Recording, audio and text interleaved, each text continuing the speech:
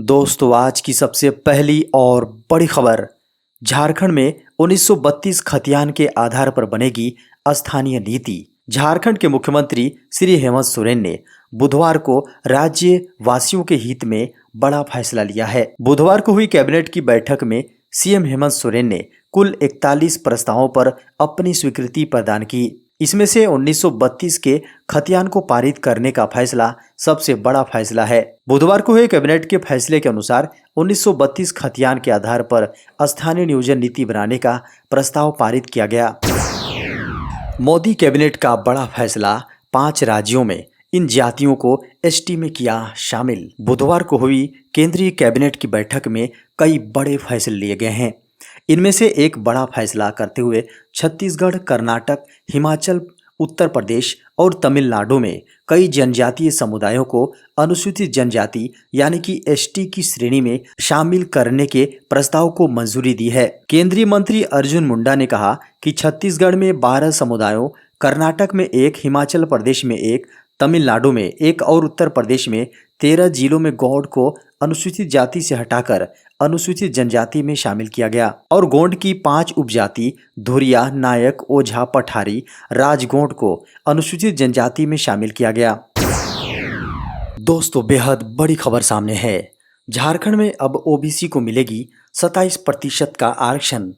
1932 के खतियान के अलावा ओबीसी को झारखंड में 27% आरक्षण के फैसले पर भी मुहर लगाई गई है। बुधवार को कैबिनेट की बैठक में आरक्षण को लेकर सरकार ने कैबिनेट में एक विधेयक लाया है, जिसमें एससी को 12%, एसटी को 28%, अत्यंत पिछड़ा वर्ग को 15%, पिछड़ा वर्ग को 12% और आर्थिक रूप से कमजोर सामान्य वर्ग के लिए 10% यानी कुल 77% आरक्षण का प्रावधान किया गया है। झारखंड में अब कुल 77% आरक्षण दिया जाएगा। भारत ने चावल निर्यात पर लगाया बैन, दुनिया में मचा हड़कंप। भारत ने बीते सप्ताह चावल निर्यात पर बैन लगाने का ऐलान किया था। इस बैन का असर अब पूरी दुनिया में देखने को मिल रहा है। इस बैन का सबसे बड़ा असर एशियाई बाजार में देखने को मिल रहा है।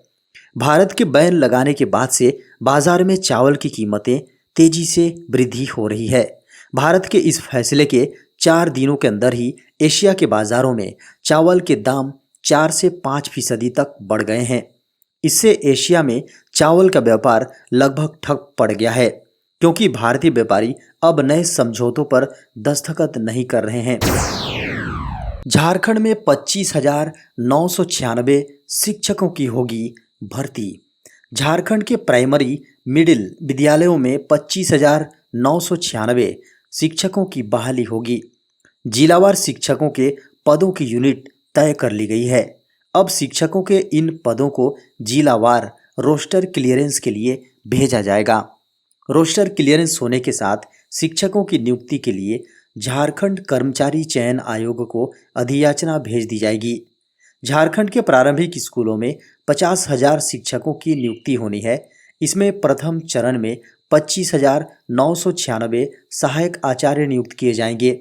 इसके बाद झारखंड शिक्षक पात्रता परीक्षा का आयोजन होगा, जिसका रिजल्ट आने के बाद दूसरे चरण में 24,004 पदों पर शिक्षकों की नियुक्ति होगी। झारखंड सरकार ने लॉन्च की नई खेल नीति। झारखंड की नई खेल नीति लॉन्च करते हुए सीएम हेमंत सोरेन ने निजी क्षेत्र से खेल के क्षेत्र में निवेश के लिए आगे आने की अपील की है। अगले 5 साल के लिए लॉन्च की गई इस नीति में खिलाड़ियों को 6,000 रुपये तक की छात्रवृत्ति, पूर्व खिलाड़ियों को 10,000 रुपये तक मासिक पेंशन, खेल प्रशिक्षकों को 10 लाख रुपए तक की सम्मान राशि जैसी घोषणाएं की गई हैं। नई पॉलिसी में खिलाड़ियों के कल्याण के लिए झारखंड स्पोर्ट्स डेवलपमेंट फंड के गठन का प्रावधान किया गया है। नई खेल नीति के तहत खेल प्रतिभाओं की पहचान के लिए खोज प्रतियोगिता का आयोजन होगा। झारखंड में खिलाड़ियों के लिए जयपाल सिंह मुंडा खेल पुरस्कार समेत खेल प्रशिक्षकों के लिए झारखंड खेल पुरस्कार योजना की शुरुआत होगी। क्वीन एलिजाबेथ II के अंतिम संस्कार में शामिल होंगी राष्ट्रपति द्रौपदी मुर्मू। भारत की राष्ट्रपति द्रौपदी मुर्मू ब्रिटेन की महारानी एलिजाबेथ द्वितीय के अंतिम संस्कार में शामिल होंगी। क्वीन एलिजाबेथ के अंतिम संस्कार में शामिल होने के लिए द्रौपदी मुर्मू लंदन का दौरा करेंगी। राष्ट्रपति द्रौपदी मुर्मू 17 से 19 सितंबर को लंदन के दौरे पर रहेंगी। बता दें कि ब्रिटेन की महारानी एलिजाबेथ द्वितीय का 8 सितंबर को स्कॉटलैंड के बालमोरल महल में निधन हो गया था। उनका 19 सितंबर को राजकीय सम्मान के साथ अंतिम संस्कार किया जाएगा। क्वीन एलिजाबेथ द्वितीय के निधन की पुष्टि खुद शाही परिवार ने की थी। एलिजाबेथ काफ़ी समय से बीमार चल रही थीं।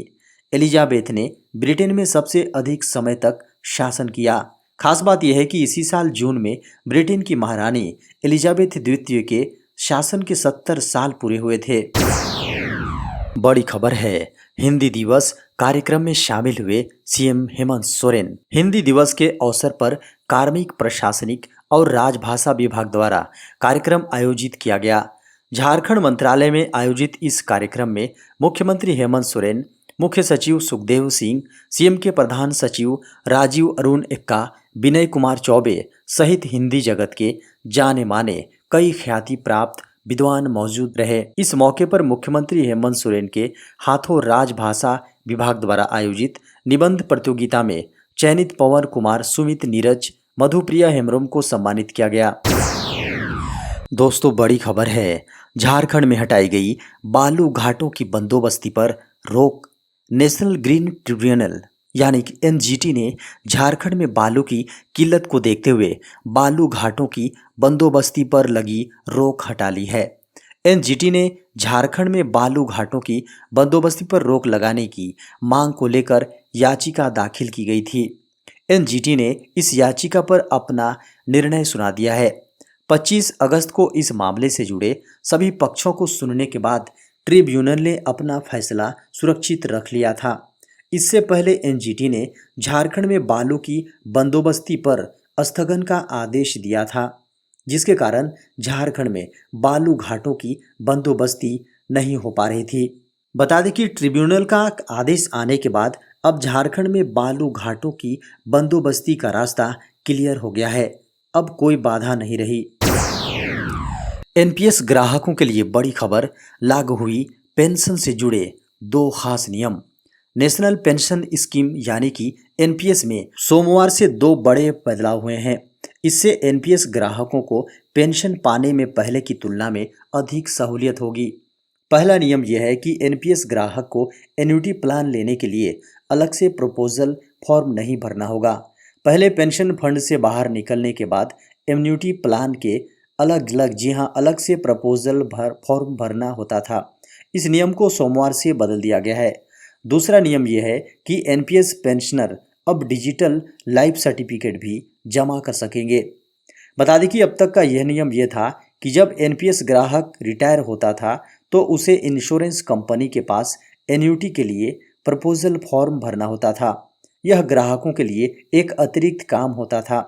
इसमें बेवजह की मेहनत लगती थी। अब इंश्योरेंस रेगुलेटर इरडा ने इसमें बदलाव करते हुए नया नियम दिया है कि जब पेंशनर एनपीएस से निकलते वक्त एग्जिट फॉर्म जमा करेगा तो उसी फॉर्म को प्रपोजल फॉर्म मान लिया जाएगा। ऐसे में पेंशनर्स को अलग से प्रपोजल फॉर्म भरने की सिरदर्दी से राहत मिलेगी। अगले 3 दिनों तक इन राज्यों में होगी भारी बारिश। मानसून की गतिविधियां धीरे धीरे कई राज्यों में कम होती जा रही है। हालांकि अब भी उत्तर और दक्षिण भारत के कई राज्यों में जमकर बारिश हो रही है। इसी कड़ी में मौसम विभाग यानी आईएमडी ने कई राज्यों में बारिश का अलर्ट जारी किया है। आईएमडी ने अगले 3 दिनों तक पहाड़ी राज्यों के मौसम में बड़ा बदलाव का अनुमान जताया है। जम्मू कश्मीर, हिमाचल प्रदेश, उत्तराखंड की कई जगहों में अगले 3 दिनों तक भारी जोरदार बारिश का रेड अलर्ट जारी किया है। मौसम विभाग ने मुंबई समेत महाराष्ट्र के कई इलाके में बारिश की संभावना जताई है। इस सिलसिले में आईएमडी ने कई इलाकों में बारिश का ऑरेंज अलर्ट जारी किया है। पश्चिम बंगाल, ओडिशा और झारखंड के कई इलाकों में मौसम का मिजाज पूरी तरह से बदला हुआ नजर आ रहा है। इन राज्यों के कई जिलों में पिछले 3 दिनों से रुक रुक कर बारिश हो रही है। बारिश का यह दौर जारी रहने के आसार हैं। देश में पिछले 24 घंटे में कोरोना संक्रमण के सामने आए 5,108 नए मामले। देश में पिछले 24 घंटों में कोविड-19 के 5,108 नए मामले सामने आए हैं और 31 लोगों की मौत हुई है। केंद्रीय स्वास्थ्य मंत्रालय ने बुधवार को यह जानकारी दी। मौत के नए आंकड़ों के साथ देश भर में कोरोना से मरने वालों की संख्या बढ़कर 5,28,216 हो गई। सक्रिय मामले हालांकि घटकर 45,749 हो गई हैं, जो देश के कुल मामलों का 0.1% है। देश में पिछले 24 घंटों में 5,675 मरीजों के रिकवर होने के साथ कोरोना महामारी से उबरने वालों की कुल संख्या 4,39,36,092 हो गई। नतीजतन भारत का कोविड रिकवरी रेट अब 98.71% है। इस बीच संक्रमण की दैनिक और साप्ताहिक दर क्रमशः 1.44% और 1.70% रही। साथ ही इसी अवधि में देश भर में कुल 3,55,231 टेस्ट किए गए। अब तक कुल 89.02 करोड़ से अधिक टेस्ट किए गए। बुधवार सुबह तक भारत का कोविड-19 टीकाकरण कवरेज 215.67 करोड़ से अधिक हो गया।